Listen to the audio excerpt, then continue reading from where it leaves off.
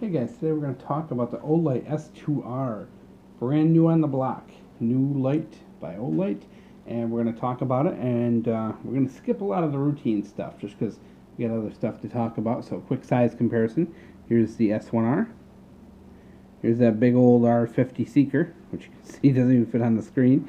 So this is a fairly small light for being a single 18650. Cree XML2 LED, and we're going to show you pretty much real quick. Here are the stats, which you can see, all the waterproof, shockproof, all that jazz. There's your mode spacing. As you can see, this light also has a step down. Olight, luckily, is very honest and tells you exactly how this light is going to perform.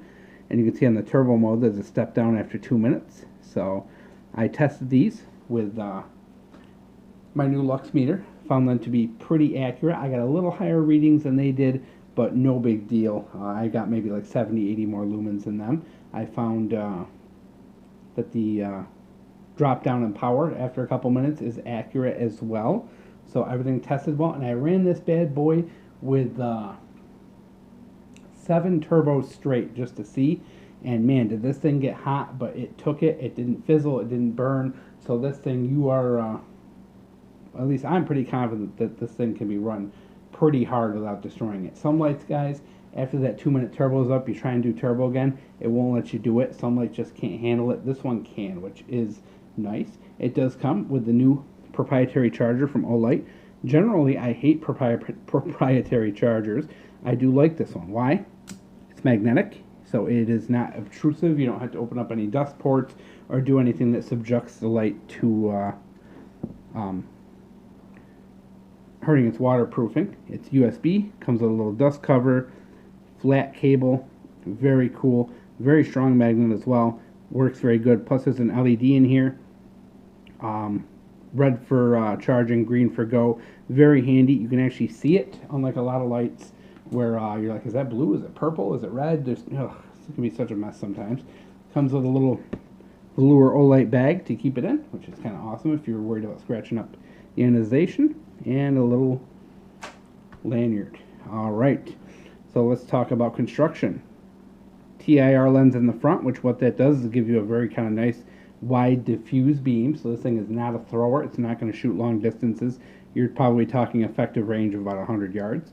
You have your standard Olight interface, which we're going to skip over, guys, but it's pretty easy once you get used to it. It's there. You have a moonlight mode. You have quick access to strobe, or I'm sorry, quick access to turbo, quick access to strobe, your main modes, cycle through them, so everything works really good with that. You can see good knurling, good ionization, everything appears to be good quality. There's that magnetic port in the back, and there is a magnet in here as well, so you can actually use this as a work light or anything like that. Deep carry pocket clip, not too bad, very standard of Olight. So overall, built well, tough, nice charger, and actually this is one of the few proprietary chargers I've actually been able to handle. It's a cool white beam. It looks like a little bit of green in color to it when I put it on a white wall, but that's no big deal. One thing I do want to show you when I open this up, the battery does go in backwards. I guess that's because of the charger, but you can see the button actually will go towards the tail of the light, so I did want to note that just in case. Threading, okay. You know, Olight's never had really good threading. Not a lot of lights do, but they are kind of, it looks like square cut, but they're very thin threads. They came lubed, all that stuff. Inside of there you can see lots of brass, so everything is done very well with good quality components. I hate getting a premium light, and it's full of just like steel springs and stuff like that because they just don't conduct very well. So there you go, guys. We got quite a nice light from Olight. It's very handy, very EDCable.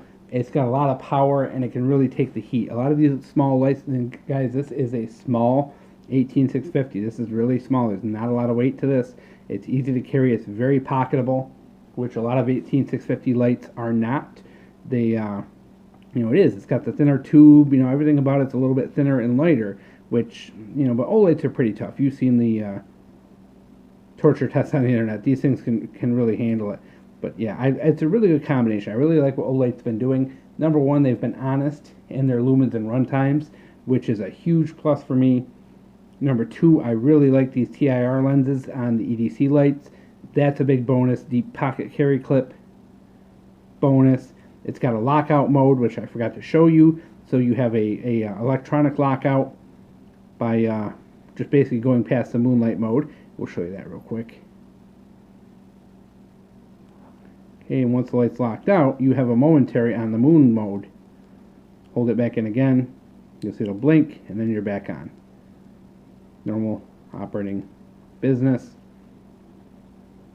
Other way to lock it out is, of course, just to put this clip over the button. That will lock it out as well if you're carrying it in your pocket and you're worried about that. Or your third method is you can just unloosen the tail cap a tiny bit. This does have anodized threads, so that will lock out the light completely. Tighten it back up, and when you do that, you only need to do like a quarter of a turn. So that is pretty awesome. So overall, guys, I really like it. I really like the charger to it. And one of the cool things as well, which we'll show you real quick, is that the charger seems to be the same size, so you can use it on different lights. So if you have, for example, the sorry guys, trying to get around the camera here. If you have the S1, it will work with that. It'll work with the S2. So that is cool. Little interchangeability there, so if you do own both, you're not going to have a problem with that. So there it is, guys. Simple. That Olight interface, some people love it, some people hate it. I'm getting used to it, so I'm kind of liking it a little bit better. But very typical of what you're going to see from Olight. Good quality, good build, you know, good thoughtfulness. I'm glad that they kind of went with this charger. I think the charger is really nice. A lot of good decisions with this light. A lot of good performance, good runtime, plenty of brightness, and this thing can handle the heat. Like I said, guys, 7 turbos back to back. You're talking, what are you talking, 15, 20 minutes of running straight turbo, and this thing was pretty hot, but it took it. It took it. A lot of lights can't do it. A lot of lights, 1,000 lumens after 5-10 minutes, they are they can burn. They can fizzle out. The LED can burn out. A lot of bad things can happen. So very pleased with this. Very glad that Olight sent it to me early, that I can be one of the first people to take a look at it.